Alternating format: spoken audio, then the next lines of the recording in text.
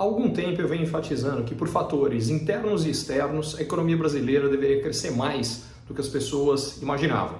E de fato, nos últimos 3 anos, o PIB brasileiro vem crescendo mais do que economistas, do que analistas têm projetado, significativamente mais. A princípio, isso deveria continuar a acontecer daqui para frente com o processo de queda de juros do Brasil, entrada significativa de investimentos externos diretos que vem acontecendo, só que surgiu, ou pelo menos vem crescendo, um risco importante.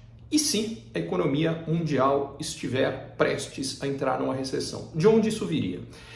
Mais recentemente houve uma queda muito forte das bolsas no Brasil e no mundo inteiro, e a grande razão é medo de que o processo de elevação de taxa de juros nos Estados Unidos, na Europa, o processo global, mas particularmente nos Estados Unidos, seja maior do que se imaginava antes. Isso porque a inflação vem se mantendo num nível mais alto, bastante mais alto do que o Banco Central americano gostaria, e principalmente porque, apesar de todo o aperto monetário que aconteceu até agora, de toda a alta de juros, não houve, que é o que costuma acontecer em resposta a essa alta de juros, um aumento significativo de desemprego e redução do crescimento econômico nos Estados Unidos. Por que isso seria importante para conseguir controlar a inflação?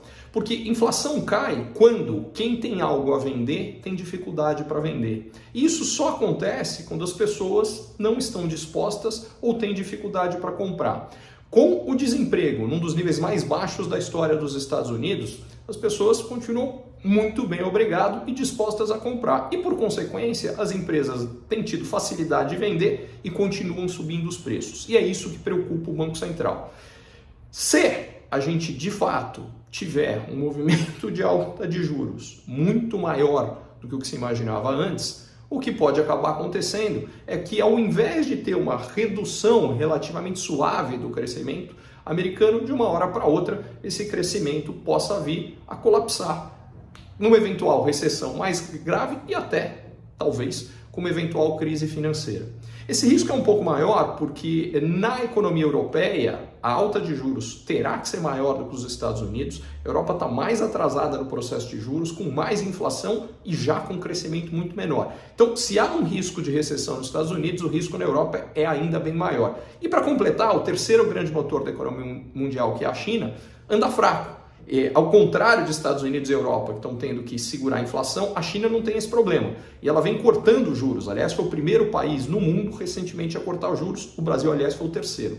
Só que, apesar do corte de juros, até agora a economia chinesa não respondeu. E talvez isso seja consequência de um grau de endividamento muito grande por parte de famílias, empresas, governos regionais. E aí ninguém mais, mesmo com juros mais baixos, está disposto a tomar mais dinheiro emprestado. E aí a potência da política monetária, em outras palavras, o quanto o impacto da redução da taxa de juros é forte na economia, parece ter diminuído.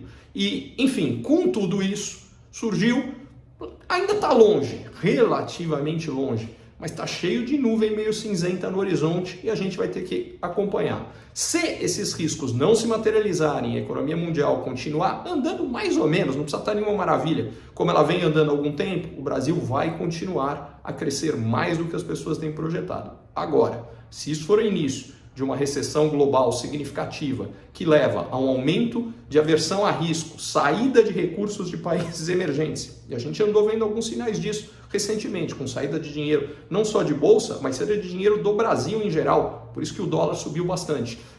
Se isso continuar, o que vai acabar acontecendo é que o Banco Central vai ter muito menos espaço para cortar juros, porque a alta do dólar encarece os produtos importados e alimenta a inflação no Brasil. Com menos corte de juros, a gente vai ter menos expansão de crédito. Com menos expansão de crédito, a gente vai ter menos crescimento no Brasil.